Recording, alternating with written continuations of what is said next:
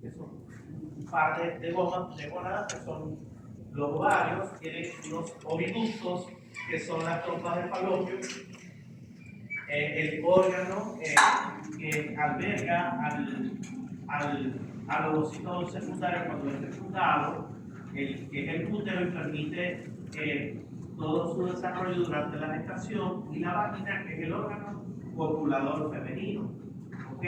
Fíjense, todo esto inicia, fíjense, cuando desde las crestas germinales emigran células que van a formar o van a rodear, digamos así, que los ovocitos primarios los van a rodear, o vamos a decir así, van a conformar esas células que vienen desde las crestas germinales, van a formar, van a permitir el desarrollo de los ovocitos primarios, ¿ok? Y esos ovocitos primarios a su vez se van a rodear de unas células fusiformes que provienen del mismo estroma, ¿ok? Que son las que van a formar las famosas células de la capa granulosa, ¿ok? Como dice la lámina, la fase reproductiva, o sea, el aparato reproductor femenino y su función endocrina va a exhibirse, digamos así, desde la etapa de la pubertad, conformando o constituyendo lo que se llama la fase reproductiva, ya que durante toda la infancia esos ovarios van a estar como inactivos, y ese juego de ovocitos que han provenido de ese epitelio germinativo que estoy diciendo, que a su vez viene de las crestas germinales, y que van a dar, digamos, los primordios de lo que van a ser los futuros ovocitos que van a entrar en desarrollo en la etapa reproductiva. Es decir, durante toda la etapa de la infancia, todos estos ovocitos,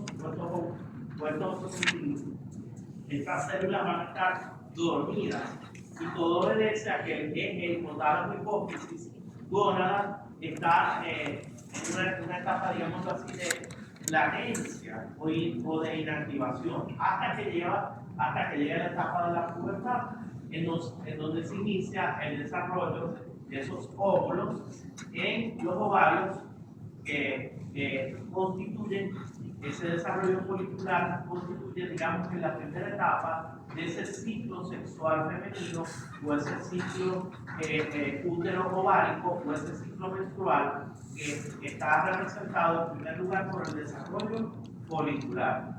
¿Ok? Más o menos a la mitad de ese ciclo menstrual, esos óvulos que entraron en desarrollo, que generalmente en cada mes van a entrar en desarrollo entre 6 a 8 óvulos, que uno solo va a madurar. Y es precisamente en la mitad de ese ciclo menstrual que se inicia, para recordarles, que se tome en cuenta el primer día de ese ciclo menstrual como el primer día de la menstruación, teniendo en cuenta que hay un promedio de duración del ciclo menstrual que es 28 días. Pero ese es un número que, eso es un tiempo, digamos, que se ha tomado como el promedio, porque el ciclo menstrual es muy variable. ¿Okay? La duración del ciclo menstrual puede ser muy variable, pero en promedio, y también desde un punto de vista académico, nosotros lo vemos así. El primer día de la menstruación es el primer día del ciclo menstrual. Al iniciarse ese ciclo menstrual, lo primero que va a caer lo primero que va a ocurrir es la caída del elemento secretor, que es la menstruación. Y luego que ocurre eso, empieza a su vez, por forma simultánea, el desarrollo folicular.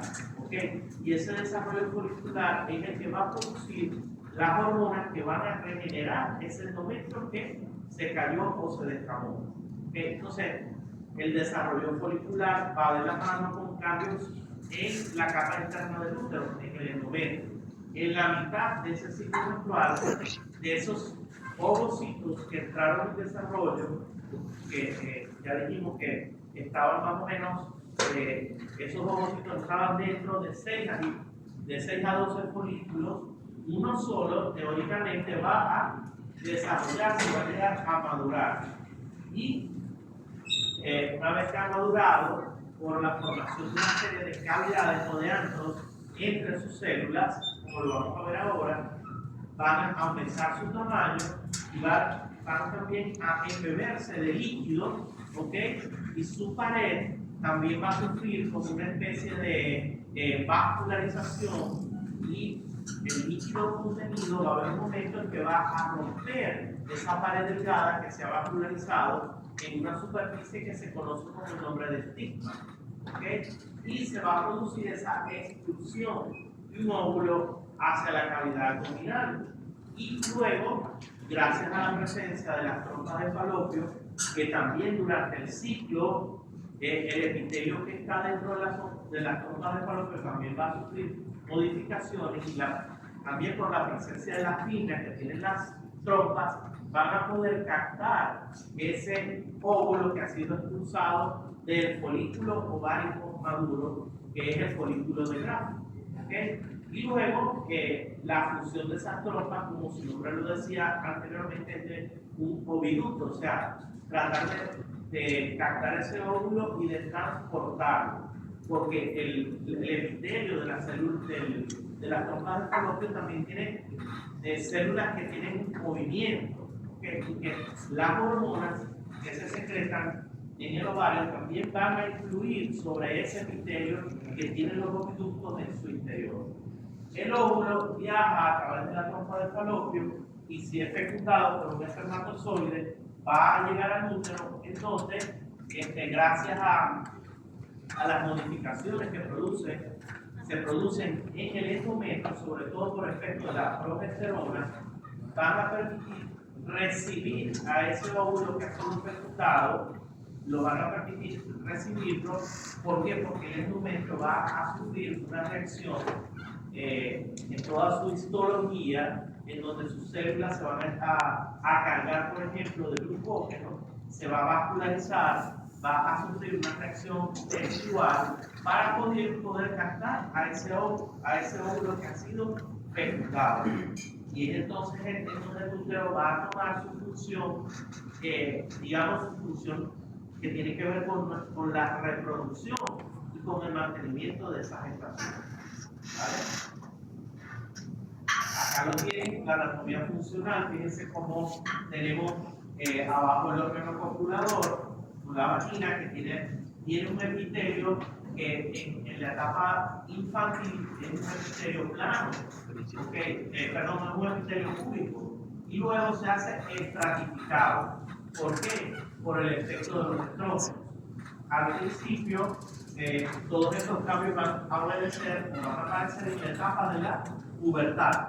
Todas estas modificaciones en el órgano copulador femenino. Igual, luego tenemos el cuello uterino, el istmo del útero, el cuerpo del útero, ¿okay? Que durante la infancia va a ser también de un tamaño reducido. Luego, cuando viene la pubertad, el útero también va a sufrir todas esas modificaciones para aumentar de tamaño, y sobre todo el blanco del efecto de las hormonas que se secretan en el ovario va a ser su capa interna, que es el endometrio.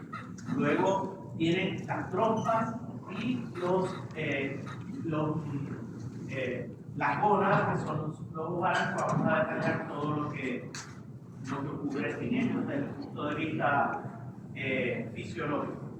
Ok, fíjense, ¿qué ocurre en la vida fetal? Lo que estábamos diciendo inicialmente. En la superficie externa de los ovarios va a haber un revestimiento que se llama, un revestimiento formado por células de un epitelio germinal. Y este epitelio germinal proviene de la cresta germinal o cresta genitales. ¿Okay? Luego, a partir de esta célula, va a ocurrir una diferenciación que va a dar lugar a la formación de los óvulos primordiales. ¿Okay? Esos óvulos primordiales van a estar como dormidos. ¿Okay? Y ellos van a emigrar, estos óvulos primordiales van a meterse o introducirse o a migrarse en la parte interna donde está la corteza, y se van a rodear del estroma ovárico.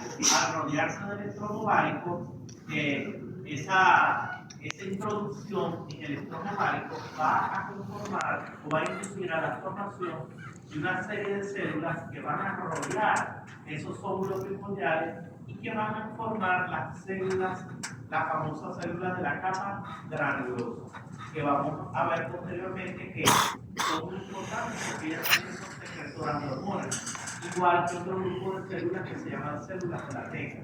Entonces, el ovario rodeado por estas células va a ser rodeado por estas células que se llaman células granulosas y van a formar entre ambas, tanto el ovocito como las células de la granulosa que están alrededor, van a conformar los famosos folículos primordiales que contienen un óvulo inmaduro. ¿Por qué un óvulo inmaduro? Porque es un óvulo que no ha construido sus divisiones cromosómicas, sus divisiones meióticas. Es decir, es un óvulo que no puede ser aún fecundado porque se ha detenido en la etapa de profase. ¿Okay? Al detenerse en la etapa de profase no puede ser fecundado.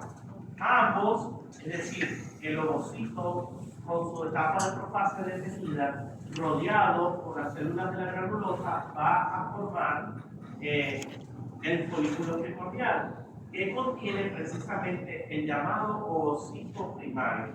Es decir, el ovocito primario no puede ser fecundado porque se ha detenido su etapa de división meiótica. Todavía su cara cromosómica no se ha dividido. ¿Sabes? Ok.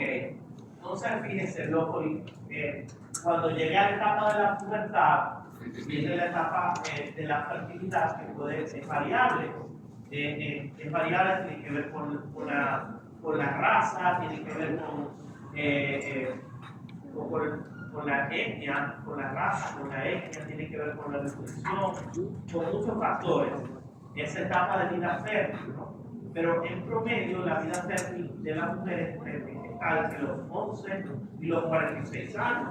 Hay mujeres que han salido embarazadas después de los 46 años, hay mujeres que han salido embarazadas antes de los 13 años, que son promedios.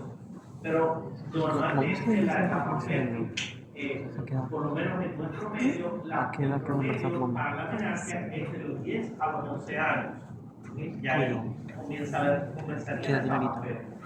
¿Qué dice la literatura? Bueno, entre 11 y 13 años hasta los 46 años, esos folículos primordiales van a entrar en desarrollo de una manera periódica, es decir, mensualmente. Una serie de folículos primordiales van a comenzar a desarrollarse periódicamente en cada mes. Y solo uno de estos folículos primordiales va a madurar en forma suficiente para expulsar el óvulo que va a ser fecundado. El resto de estos folículos, que ya dijimos anteriormente que cada mes aproximadamente 6 a 12 entran en desarrollo. La mujer tiene entre 400 a 500 folículos, los cuales mensualmente van a ponerse a entrar en desarrollo entre 6 a 12. Quiere decir que uno solo va a llegar a madurar completamente para expulsar el óvulo que va a ser fecundado. El resto, es decir, entre 5 a 11, van a empezar a degenerar para formar los famosos folículos A3. Es decir, en cada ciclo sexual femenino, en cada ciclo útero-ovárico, la mujer llega a madurar uno de esos folículos, llega a expulsar un óvulo para una probable fecundación, y los otros van a comenzar a degenerarse para formar los folículos acésicos. Y eso va a ocurrir durante toda esa etapa fértil, hasta que ya llega la etapa en la cual todo ese juego de folículos que ella tenía ya digamos, así, han entrado en etapa madurativa y ya se quedó la mujer sin esos folículos para desarrollar, y viene la etapa de la menopausia. ¿Okay? Entonces, fíjense, como lo dice ahí, hasta el final de la vida fértil, en donde ya no hay más folículos primordiales que entren en desarrollo por maduración mensualmente para que aparezca la etapa de la menopausia, que es una etapa en la cual ya las gónadas, los ovarios, no tienen esos folículos que entran en desarrollo para producir las hormonas sexuales femeninas, como son los estrógenos y los progesterona, o los estrógenos y los progesterona. ¿Los quistes ováricos se forman por el proceso matésico o de dónde? No, los quistes ováricos se forman por el líquido folicular que está contenido en las mismas células de la granulosa pueden producirlo. ¿Okay? Y aumentan de tamaño. O sea, hay muchas, generalmente esos quistes obedecen efectos hormonales. Por eso los quistes casi los vemos más en la etapa fértil. Ahora hay otros tipos de crecimientos ováricos que son tumorales, que también vienen de esas células, pero pueden ser tumoraciones de origen embrionario, como lo que llaman los teratomas de ovario, o pueden ser alteraciones de esas células, bien sea de la granulosa o de la teca, que tengan divisiones, tengan un contenido genético anormal, tengan mitosis anormal y formen los tumores ovarios que son algunos son de etiología maligna. Pero los quistes de ovarios generalmente obedecen a los cambios hormonales y casi todos son benignos. A veces ellos pueden dar problemas porque crecen tanto que dan dolor o pueden romperse. ¿Okay? Entonces quedan muy pocos folículos primordiales que se degeneran posteriormente, van a degenerar posteriormente en la etapa de la menopausia. ¿Vale? Entonces, todo esto es regulado por un sistema hormonal y además de estar regulado por un sistema hormonal, va de la mano con la producción de las hormonas por parte de las gónadas. Las gónadas son los órganos blancos en donde actúan las células, las hormonas que provienen de la de la hipófisis. Tanto las hormonas, ya ustedes las conocen porque ya vimos hipófisis, o sea, cuando vemos que todo el aparato, la fisiología endocrina del aparato reproductor femenino es un eje hipotálamo, hipófisis, ovario, ¿ok? Entonces, ese eje va a llevar a la producción de las hormonas sexuales femeninas, que son las responsables, como vamos a ver, en primer lugar, de la aparición de los caracteres sexuales secundarios en la etapa de la pubertad, cuando se inicia la vida fértil de la mujer. Y en segundo lugar, son responsables también del crecimiento de las mamas, ¿okay? De que las mamas se preparen, el estroma mamario, y también en parte ayudan a la lactancia, ¿okay? Cuando la mujer queda embarazada. En segundo lugar, estas hormonas sexuales también van a preparar el endometrio para recibir el óvulo fecundado. Para que se active, digamos así, el sistema hormonal del aparato reproductor femenino, tiene que dispararse, el que comanda o el que prende el switch para que se active todo el sistema va a ser el hipotálamo.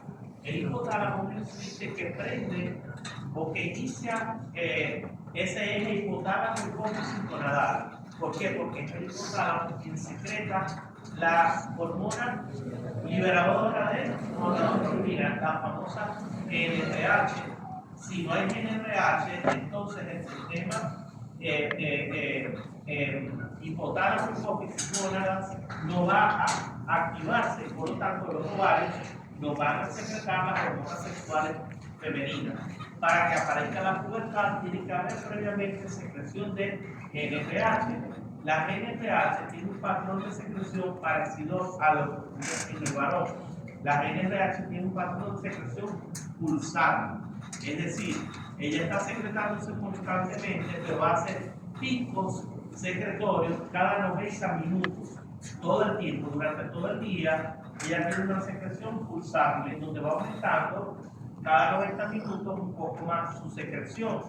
Y es NRH la que actúa sobre las células gonadotrópas de la hipófisis para que ellas respondan produciendo FSH o hormona folículo estimulante y hormona LH o hormona luteinizante, las cuales van a actuar a su vez sobre el ovario, buscando sus receptores en las células de la granulosa y en las células de la teca, para que a través de su segundo mensajero, como es el AMP cíclico, puedan inducir la secreción de los estrógenos y de los progestanes. Ya lo vamos a ver con más profundidad.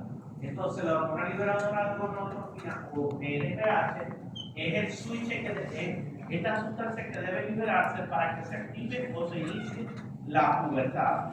¿Okay? Por supuesto, durante toda la vida fértil vamos a tener secreciones de NRH. Las hormonas adipofusarias, ya todos las conocemos, folículo estimulante y luteinizante. La hormona folículo estimulante es elaborada, ella es secretada, digámoslo así, sobre todo en la primera etapa del desarrollo folicular. Es decir, la secreción de FSH es la responsable de que ocurra ese desarrollo folicular y precede a la secreción de LH. ¿Okay? Luego de que se ha secretado FSH y que se ha iniciado el desarrollo folicular, viene subsiguientemente la secreción de LH. ¿Okay? La LH es imprescindible, como lo vamos a ver, que se eleve antes de la ovulación. 48 horas antes de que ocurra la ovulación, debe haber una secreción, un pico secretorio de LH. Gracias a ese pico secretorio de LH, en conjunto con FSH, es que ese folículo que está en desarrollo y que llegó a formar una cavidad muy grande en su interior, que desplazó el ovocito hacia uno de sus extremos y lo pegó a la parte esa que les dije que se vascularizó y hizo una especie de abombamiento, digámoslo así, en el folículo que se llama estigma. Va a haber, gracias a ese tipo de LH, ese estigma se va a romper y se va a liberar el óvulo para que sea fecundado. Es decir, que es indispensable ese pico preovulatorio de LH, pero ella sola no, tiene que estar en conjunto con el FSH. También son importantes las hormonas ováricas. Como las hormonas ováricas, tenemos en primer lugar los estrógenos, en donde el estrógeno más potente es el estradiol 17 beta. ¿Okay? Hay otros estrógenos menos potentes, como la estrona y el estriol. La estrona es el 17 beta estradiol es 8 veces más potente que la estrona y es 80 veces más potente que el estriol. Es decir, estrona y estriol son estrógenos también, pero mucho menos potentes que el estradiol 17 beta. Ya lo vamos a ver después. Ahí faltan los progestágenos en la lámina, entonces son estrógenos y progestágenos. Entonces, el progestágeno más importante es la progesterona, ¿ok? Pero también tenemos la 17 hidroxiprogesterona y esas progesteronas son, así como los estrógenos, son metabolizados en el hígado. También la progesterona es metabolizada en el hígado y es transformada en pregnadiol, que es un progestágeno muy débil, ¿ok? Es muy débil, tiene un efecto mucho menor que la progesterona. Entonces, también las prostaglandinas son importantes, porque las prostaglandinas son las responsables de que la pared del folículo que se ha desarrollado, el folículo maduro, se vascularice y se vasodilate para que pueda ocurrir la ruptura de ese folículo y se produzca la ovulación. Entonces, todas estas hormonas van a tener un ritmo secretorio distinto en cada etapa del ciclo sexual, mensual femenino o del ciclo ovárico. En el pH, como dice ahí, no presenta fluctuaciones de secreción drásticas, sino que ella tiene una secreción continua, pero que tiene esa característica que es pulsar. Cada 90 minutos hay como una elevación, ¿ok? Pero no hay una disminución significativa y un aumento significativo, sino que tiene ese patrón constante pulsar cada 90 minutos. Como lo vemos en la lámina, estas hormonas sexuales van a tener un ritmo secretorio que varía de acuerdo a la etapa del ciclo menstrual. En la parte de arriba podemos ver el estradiol, el estradiol 17 beta, que es el estrógeno más importante que va a producir la mujer. El estradiol 17 beta, fíjense que se mide en picogramos por ml. ¿Por qué? Porque las cantidades son pequeñitas, por eso las unidades son nanogramos, picogramos. Si yo le voy a pedir a una mujer, voy a ver cómo está en su función endocrina, reproductiva, la estoy estudiando para ver desde el punto de vista de su endocrinológico, su aparato reproductor, y le pido las hormonas femeninas, yo tengo que saber en qué etapa del ciclo menstrual le tengo que preguntar cuándo fue su última menstruación, ¿ok? Para saber en qué etapa del ciclo menstrual tomé la muestra de sangre y poderlas interpretar, porque no durante todo el ciclo menstrual el valor de estrógeno va a ser igual, ¿ok? Como lo vemos en la lámina, lo que es la barra amarilla, fíjense cómo el estradiol, que es la curva roja, el estradiol está bajo. Apenas fíjense que el primero está plano. Ya al final de la barra amarilla comienza como a aumentar. ¿Ok? Porque la progesterona también está plana. ¿Por qué? Porque la barra amarilla representa la primera etapa del ciclo menstrual, que es donde ocurre la menstruación. ¿Ok? Los primeros 5 días del ciclo, o dependiendo, 3 a 5 días, que es donde ya el endometrio se ha descamado, pero a la vez el desarrollo folicular allí está, o sea, ya hay la producción de hormonas por parte de los folículos es muy baja, por lo tanto no hay quien estimule el endometrio. Entonces, ¿qué quiere decir? En la primera etapa del ciclo menstrual, en esta etapa menstrual, vale la redundancia, vamos a encontrar niveles muy bajos, tanto de estrógeno como de progestágeno, porque esos folículos de desarrollo no están, FSH y LH están bajitas y no están estimulando esas células para que produzcan sobre todo estradiol. Luego de que el endometrio se ha descamado, ¿ok? Y que esos folículos entran nuevamente en desarrollo porque hipotálamo liberó GnRH que actuó sobre adenohipófisis y estimuló las células gonadotrópas. Las primeras que reciben ese estímulo son las células que producen FSH. Entonces,